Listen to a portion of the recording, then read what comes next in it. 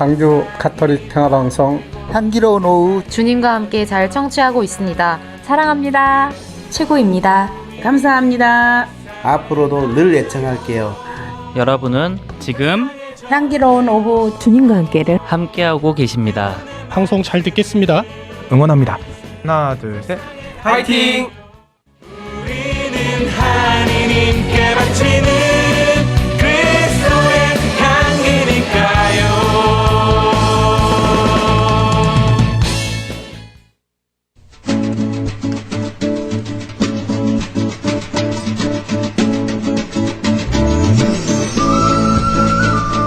성경 밭에 숨겨진 보물. 이 코너는 다가오는 주일 전까지의 한 주간 미사의 복음과 독서를 복습하는 시간으로 가톨릭 신자들이 성경을 읽으면서 생겼던 궁금증들을 풀어보고 또 성경 안에 담긴 의미를 이야기 나눠보는 시간인데요. 성경 그 안에 숨겨진 보물을 함께 찾아보는 그 행복한 여정에 여러분을 초대합니다. 신자들의 새로운 신앙길잡이가 되주실 진도진길 본당의 김성기 요한금고 신부님과 함께합니다. 신부님 어서 오세요. 네, 안녕하세요. 반갑습니다. 김성기 요한금고 신부입니다. 네, 신부님 오랜만에 뵙는 것 같은데요. 그동안 어떻게 지내셨나요? 네, 한 3주 만에 온 것 같은데요. 그동안에 저희 이제 지난 2달 동안 우리 4명의 본당에서 이제 아이들이 천연 성체를 이제 준비해 왔었거든요. 그래서 이제 가정 교리로 이제 엄마들하고 같이 교리를 주말마다 해 왔는데 지난 이제 지극히 거룩하신 그리스도의 성체성혈 대축일 때 첫 영성체를 하고요. 아이들이 이제 처음 우리 천연 성체 할 때는 아이들한테 그 성혈을 찍어서 이제 모시게 하잖아요. 그래서 네. 아이들의 그 표정을 잊을 수가 없고요. 그 충격받은 표정을.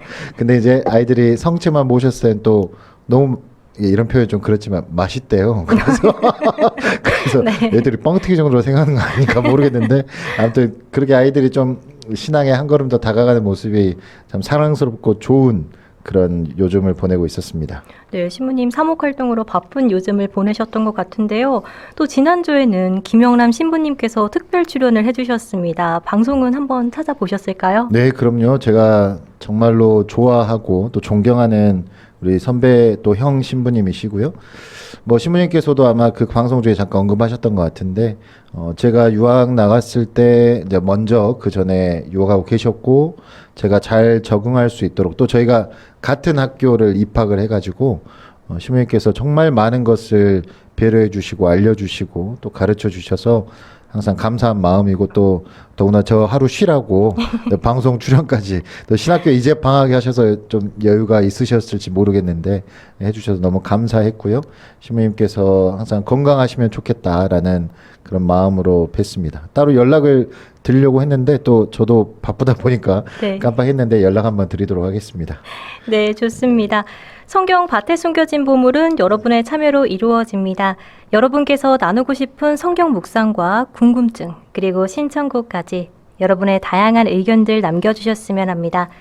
오늘 참여해주신 애청자 여러분들 가운데서 저희가 선정해서 선물을 드릴 예정이니까요. 많은 참여 부탁드리고요.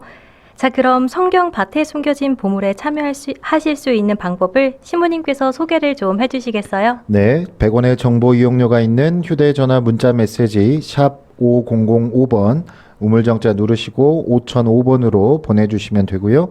CPBC 빵 앱을 다운받으신 분들은 무료 메시지 창인 빵톡 이용해 주셔도 되겠습니다. 그리고 유튜브로도 지금 나가고 있으니까요. 댓글 남겨주시면 오늘은 PD님한테 허락 맡았으니까 많은 분들께 선물 드리도록 하겠습니다. 네, 오늘 또 우리 신부님 오셔서 다니님께서 메시지 주셨는데요. 유튜브 댓글을 통해 뭐라고 해주셨을까요? 네, 다니님께서 금구 신부님 반갑습니다. 무더위 속에서도 좋은 말씀 잘 듣고 있습니다. 하트 3개나 보내주셨습니다. 감사합니다. 네, 그리고 또 안젤라님께서 네, 참매수님하고 인사 남겨주셨습니다. 네, 또 우리 애청자이신 영숙 모니카님께서 평화를 빕니다. 날씨가 엄청나게 뜨겁습니다. 병원에 다녀오라고 잠깐 나갔다 왔는데 그 땀이 줄줄줄 평화방송 들으려니 엄청나게 빨리 왔더니 또 엄청나게 땀이 난다고 말씀해 주셨는데요. 또 우리 수도권 야고보님께서 참 예수님 주님의 이름으로 평화를 빕니다 하고 보내주셨습니다. 네, 신부님, 그러면 이제 지난달 6월 30일부터 오는 주일 전까지, 그러니까 7월 5일 토요일까지의 독서와 복음 말씀을 살펴보는 시간을 이제 가져볼 텐데요. 네. 오늘은 어떤 내용으로 이야기를 나눠볼까요? 네, 우리가 지금 한 주간 보내고 있는 연중 13주간 독서와 복음 말씀 중에서 이번 시간에는 우리가 성경을 등장하는 인물 중심으로 살펴보는 것도 전 재미있다고 생각하거든요. 특히나 어제 7월 3일 축일이었죠. 성 토마스 사도에 대해서 오늘 이 시간에는 좀 살펴보고 싶습니다. 아마 성경을 조금 이제 알거나 또 읽으시는 분들은 토마스 사도하면 부활하신 예수님을 의심하고 또 믿지 못했던 그런 모습이 가장 먼저 떠오르시지 않을까 싶은데요. 뭔가 그 의심과 불신의 대명사처럼 알려져 있는 이 토마스 사도의 좀 그 억울함을 오늘은 좀 풀어보는 시간이 되면 좋겠습니다. 네, 맞습니다. 사실 토마스 사도하면 예수님의 십자가 죽음 이후에 그분의 부활을 믿지 않고 또 예수님의 손과 옆구리에 난 구멍에 손가락을 넣고 나서야 믿겠다고 말한 장면을 제일 먼저 많이 떠올리긴 할 것 같은데요. 하지만 토마스 사도는 예수님과 함께 죽기를 두려워하지 않았던 또 용감하고 강직한 제자이기도 한데요. 사람들이 그 부분은 잘 떠올리지 못하는 것 같습니다, 신부님. 네. 그러니까 이제 그 토마스 사도가 어떤 인물도 마찬가지지만 연속적으로 등장하지 않잖아요. 이 장면에 나왔다가 또 다음 등장에 나오고 좀 띄엄띄엄 나오기 때문에 이 한 인물에 대한 모습을 연결해서 보기가 사실 쉽진 않죠. 우리가 잘 아는 베드로 사도라든지 이런 인물들은 워낙 자주 나오고 또 많이 나오고 하니까 우리가 이제 전체 입체적으로 그 인물에 대해서 아는데 토마스 사도는 이제 네 복음서 모두 안에서 12사도 중에 한 명으로 이제 소개가 되고요. 근데 이제 다른 공관복음, 마테오, 마르코, 루카복음에서는 이 토마스 사도에 대해서 자세하게 다루지는 않고요. 요한복음에서만 이제 이 토마스 사도에 대한 이야기를 더 자세히 전달해 주죠. 그러니까 뭔가 요한복음을 썼던 저자에게는 이 토마스 사도라는 인물이 조금 더 특별하고 좀 중요한 의미가 있는 인물이었지 않았나라는 생각이 들고요. 요한복음서 안에서 이제 4개의 장면 안에서 토마스 사도가 등장을 하는데 우리가 오늘 이제 어제 복음은 이제 요한복음 20장이었죠. 부활하신 예수님과의 만남을 다루고 있는 요한복음 20장의 그 토마스 사도의 어떤 의심과 불신을 우리가 이해하려면 다른 장면들에서는 토마스 사도가 어떤 말 또 어떤 행동을 하는지를 잠깐 살펴볼 필요가 있는데요. 먼저 이제 토마스 사도가 처음 등장하는 부분이 요한복음 이제 11장 초반부입니다. 이 11장 이전의 장면에서 예루살렘에 예수님께서 이제 계시는데 유다인들이 이제 막 예수님을 붙잡아서 이제 어떻게 하려고 막 음모를 꾸밀 때죠. 그래서 예수님이 이제 유다인들에 의해서 붙잡히고 목숨이 위협받는 그런 상황이었어요. 그래서 그 이제 위협을 피해서 예수님이 제자들하고 다른 곳에 이제 머무르시고 계셨는데 이제 복음의 표현으로는 당신께서 사랑하시는 라자로라는 그 인물이 병으로 인해서 죽게 되었다는 소식을 들으시고는 그 라자로를 이제 살려주시기 위해서 다시 예루살렘으로, 그러니까 예루살렘은 지금 만약에 가면 당신이 붙잡히시고 죽을 위험이 있는데도 예루살렘으로 가자라고 이제 제자들한테 말씀을 하시죠. 근데 이미 그 전에도 유다인들이 이제 예수님과 자신들을 위협하는 것을 이제 느껴왔던 제자들은 당연히 이제 그런 예수님을 이제 말리겠죠. 스승님, 이제 우리가 예루살렘에 가시면 붙잡혀서 이제 돌아가십니다. 라고 이제 말리는데 그래도 예수님은 이제 라자로한테 가자라고 하실 때 그때 이제 토마스 사도가 등장해서 이렇게 말을 합니다. 우리도 스승님과 함께 죽으러 갑시다.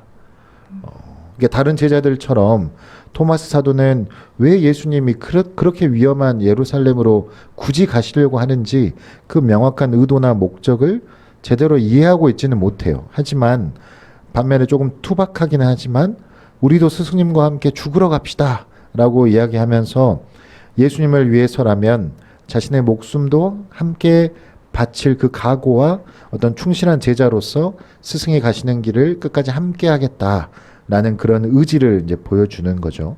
이런 이제 첫 번째 장면에서는 토마스 사도가 이런 모습을 보이고, 그 다음은 이제 예수님께서 제자들과 함께 하셨던 그 최후의 만찬 장면 중에 다시 등장을 합니다. 네, 신부님, 근데 또 최후의 만찬하면 예수님을 팔아넘긴 유다 이스카리옷과 또 닭이 3번 울기 전에 예수님을 부정한 베드로 사도가 먼저 떠오르곤 하는데요. 최후의 만찬에서 토마스 사도는 어떤 모습으로 등장하나요? 네, 예수님이 이제 붙잡히시던 날 밤이죠. 돌아가시기 전날 밤이고요. 최후의 만찬 때 이제 제자들과 함께 식탁에 앉으셔서 빵과 포도주를 나누어 먹고 마시신 다음에 제자들의 발을 이제 씻겨주시는 장면이 있고요. 그 다음에 이제 16장, 17장까지 이어지는 긴 이제 유언과 같은 작별 인사를 하십니다. 아마 이전 시간에 한번 다루긴 했었는데, 그때 이제 요한복음 14장 초반에 예수님이 이제 당신이 앞으로 당하실 일들에 대해서 말씀하시면서 제자들한테 너희는 내가 어디로 가는지 그 길을 알고 있다라고 이제 말씀을 하셔요. 그러니까 토마스 사도가 이제 등장해서 이렇게 묻습니다. 주님, 저희는 주님께서 어디로 가시는지 알지도 못하는데 어떻게 그 길을 알 수 있겠습니까? 우리가 이 대화에서 보면 여전히 토마스 사도는 예수님의 말씀을, 또 예수님이 어디로 가시는지, 예수님이 말씀하신 그 의도가 뭔지, 예수님이 가시려는 그 길이 어떤 길인지 제대로 알고 있지는 않아요. 그럼에도 예수님이 가실 그 길을 다시 묻고 있죠. 저희는 주님께서 어디로 가시는지 모르는데 어떻게 그 길을 합니까? 그러니까 좀 가르쳐 주십시오라는 이제 의미가 내포되어 있는 것이고요. 그런 예수님이 가실 길을 알면 자기도 그 예수님을 계속 따르려고 하는 어떤 제자의 모습을 보여주는 거고요. 더군다나 이제 토마스 사도가 그 길을 어떻게 알 수 있겠습니까라고 그 길에 대해서 이제 묻잖아요.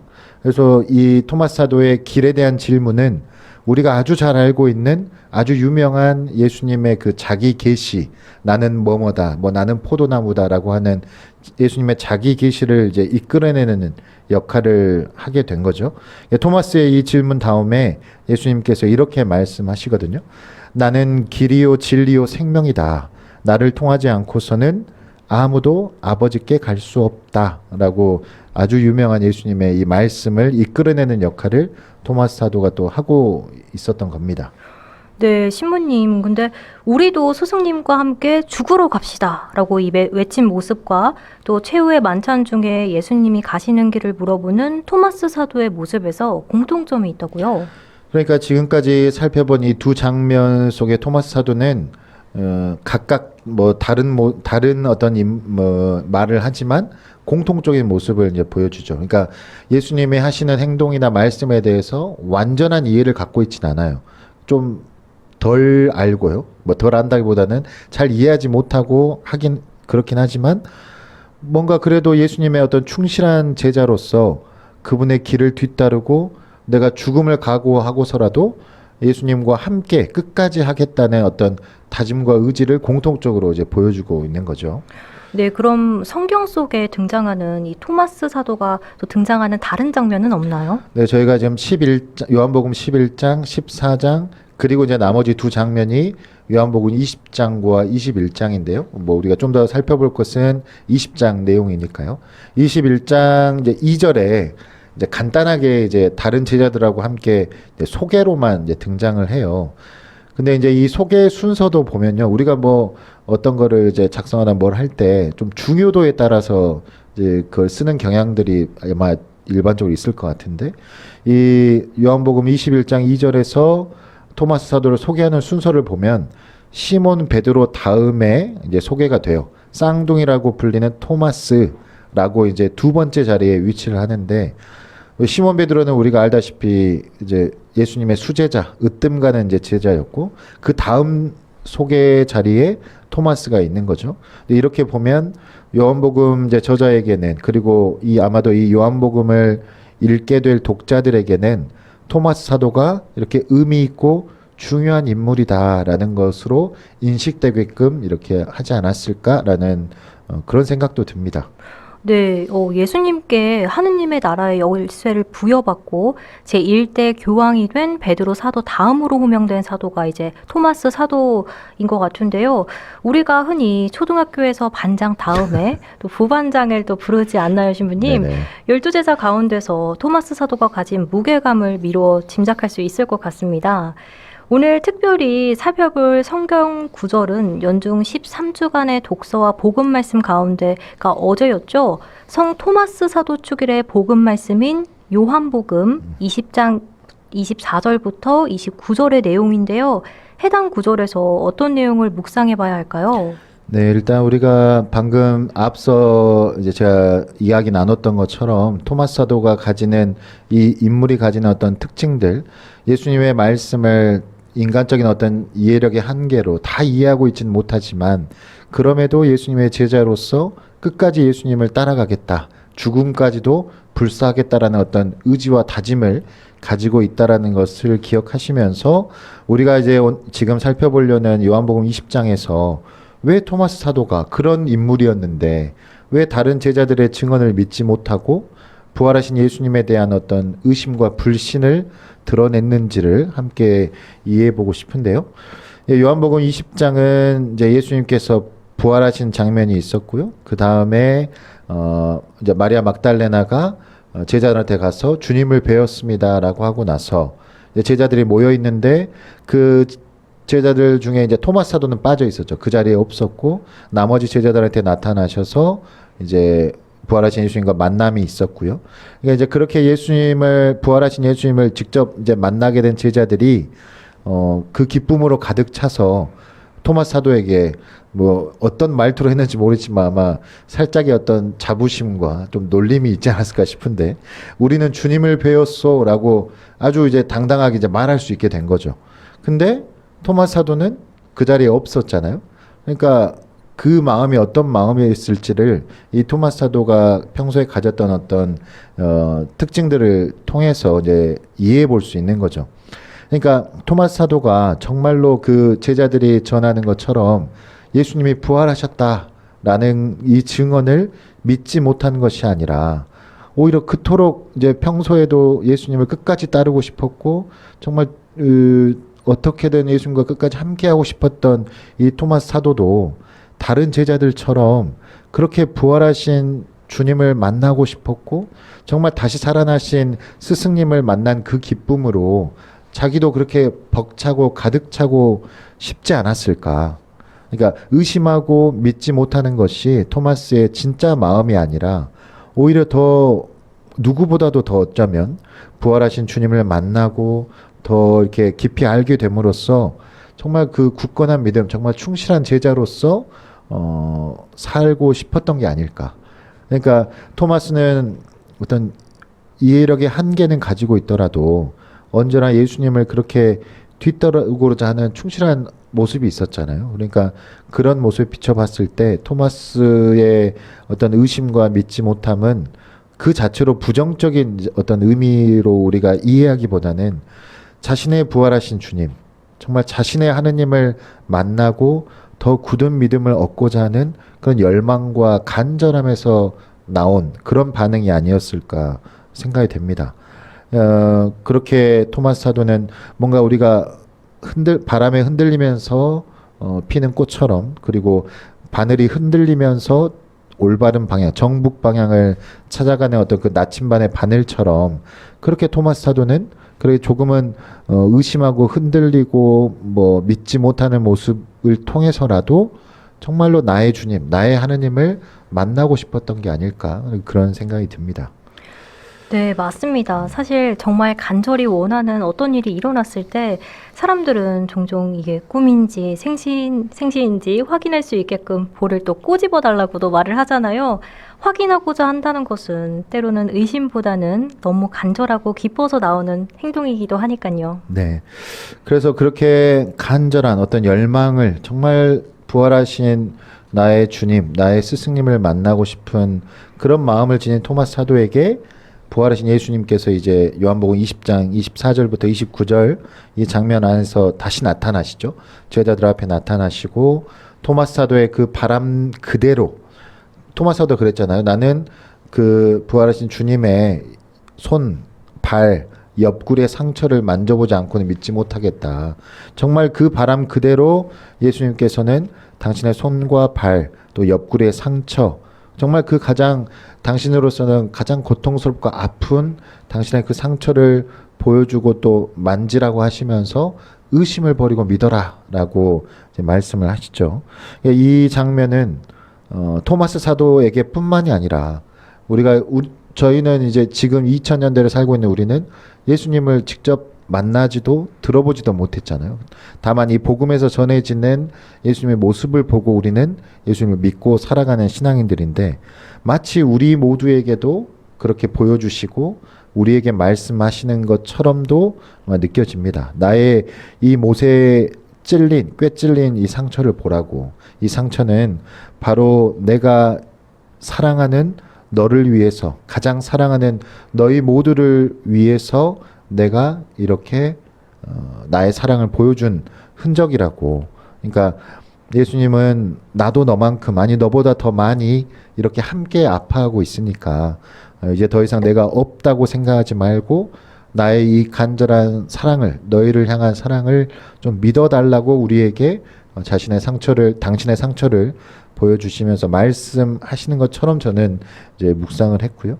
그리고 이제 우리가 가장 힘들고 아플 때, 우리도 살다 보면 그런 순간들이 있잖아요. 아프고 이제 힘든 그런 순간들이 있는데, 그럴 때 이 토마스 사도의 그 절절하고 확신에 찬 고백처럼 당신을 이렇게 기억하고 불러달라고 이제 말씀하시는 것 같습니다. 이렇게 토마스 사도가 했던 것처럼 저의 주님, 저의 하느님 하면서 그 간절한 마음을 또 간절한 믿음을 놓지 말라고 우리에게 말씀해 주시지 않을까라는 생각이 듭니다. 네, 신부님, 근데 또 토마스 사도뿐 아니라 가톨릭 신자 가운데서도 적지 않은 분들이 신앙생활을 하면서 종종 자신의 신앙을 또 의심하고 흔들릴 때가 분명 있는 것 같습니다. 그리고 누구나 그런 순간을 또 마주하게도 되고요, 그렇죠? 네, 그러니까 사실 제가 이렇게 토마스 사도에 대해서 이야기하는 것은 제가 이제 유학할 때 마지막 이제 논문을 이제 학위를 하면서 이제 논문을 써야 됐는데 논문 주제로도 이제 썼었기 때문이기도 하고요. 사실 토마스 사도는 제가 오래 전부터 어릴 적부터 좀 좋아했던 성경 인물입니다.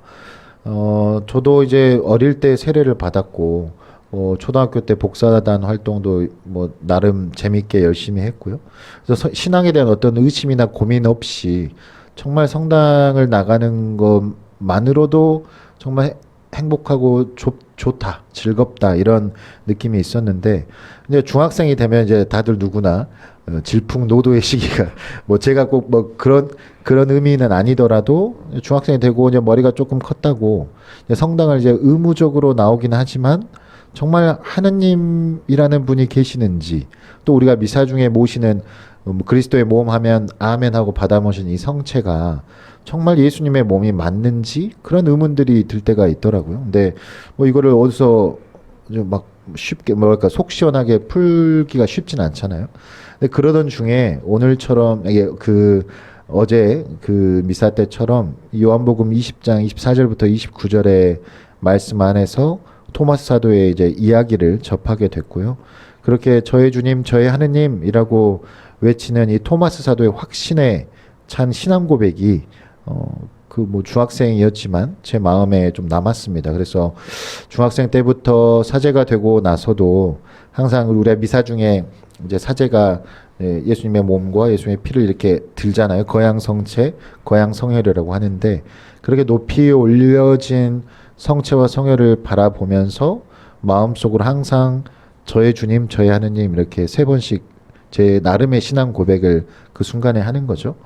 그러니까 여전히 가끔은 뭐 저도 그런 것 같아요. 온 마음으로 정말 한치의 의심 없이 예수님을 또 주님을 믿고 따르냐 그 대답을 뭐 쉽게 하기는 어렵지만 그래도 이 그 토마스 사도의 그 저의 주님, 저의 하느님 이 신앙 고백을 내가 따라하면 계속 해보면 흔들리는 그 저의 믿음이 다시 좀 뭔가 이렇게 중심을 잡는 그런 느낌이고요.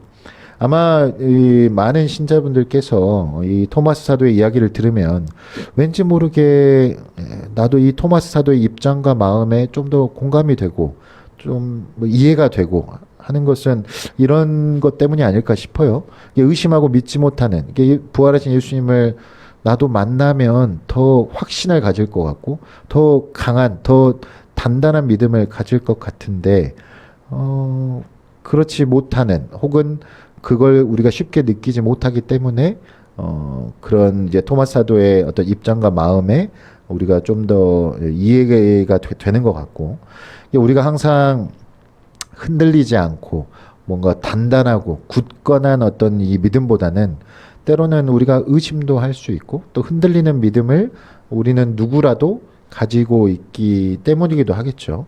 그럴 때 이제 마음속으로 우리 이 방송을 들으시는 분들도 이 토마스 사도가 했던 그 저의 주님, 저의 하느님, 이 확신에 찬 신앙 고백을 마음속으로든 혹은 조용히 입 밖으로 소리 내시면서든 이렇게 한번 해보시면 우리의 믿음이, 흔들리던 믿음이 조금은 더 뿌리를 내리고 자리를 잡는 그런 체험을 하게 되시지 않을까 싶습니다.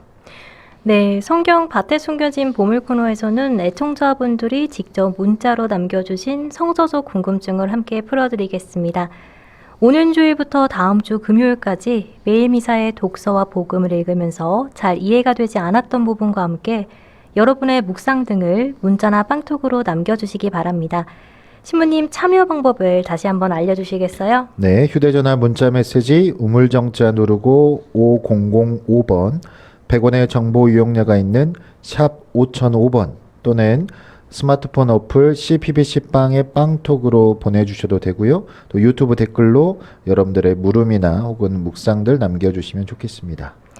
네, 우리 애청자이신 라라님께서 메시지 보내주셨는데요. 네, 예수님과 끝까지 함께하고 싶었던 충실한 제자 토마스 사도의 인물에 대해 자세히 설명해 주셔서 감사합니다. 신부님 말씀 들으면 이해가 쏙쏙 된다고 하시는데 감사합니다. 네, 또 애청자이신 영숙 모니카님께서 네, 신부님께서 토마스 사도에 대해서 자세하게 설명해 주시니까 토마스 사도의 그 숨겨진 따뜻한 마음이 와닿습니다. 감사합니다. 라고 보내주셨습니다. 네, 유튜브 댓글을 통해 박순애님께서 신부님 반갑습니다. 좋은 말씀 감사합니다. 라고 메시지 남겨주셨습니다. 다니님께서는 뭐라고 남겨주셨을까요? 네, 반갑습니다. 신부님. 무더운 날씨에 좋은 말씀 잘 듣고 있습니다. 감사합니다. 라고 보내주셨습니다. 네, 그라시아님께서 찬미예수님, 신부님 반갑습니다. 오늘도 보물 같은 말씀 기다립니다. 라고 신부님 말씀 기다려주셨던 것 같아요. 네, 조규범님께서 신부님 무더운 날씨에 수고가 많으십니다. 라고 보내주셨습니다. 감사합니다. 네, 우리 애청자이신 안젤라님께서 신부님 안녕하세요. 강양한 아나운서님 안녕하세요. 라고 인사 나눠주셨습니다. 네, 신부님 아쉽게도 시간 관계상 성경 밭에 숨겨진 보물을 이제 끝마칠 시간인데요. 끝으로 선물 받으실 애청자분들 선정해 주시겠어요? 네, 유튜브 댓글로 남겨주신 분들 다니님, 그라시아님, 조규범님, 박순애님 이 네 분께 선물 보내드리겠습니다. 네, 다니님, 그라시아 그리고 규범조, 박순애님 정말 축하드립니다. 100원의 정보 이용료가 있는 휴대폰 문자 메시지 샵 5005번으로 참여 닉네임과 그리고 성함, 선물 받으실 주소 남겨주시면 소정의 선물을 저희가 챙겨서 보내드리겠습니다. 그리고 저희가 월말에 선물을 일괄 발송하고 있어서 선물이 생각하신 것보다 조금 늦게 도착하실 수 있다는 점 참고 부탁드리겠습니다. 네, 신부님 오늘도 좋은 말씀 잘 들었습니다. 진도 진길본당 김성기 신부님과는 여기서 이야기 나누도록 하겠습니다. 신부님 감사합니다. 감사합니다.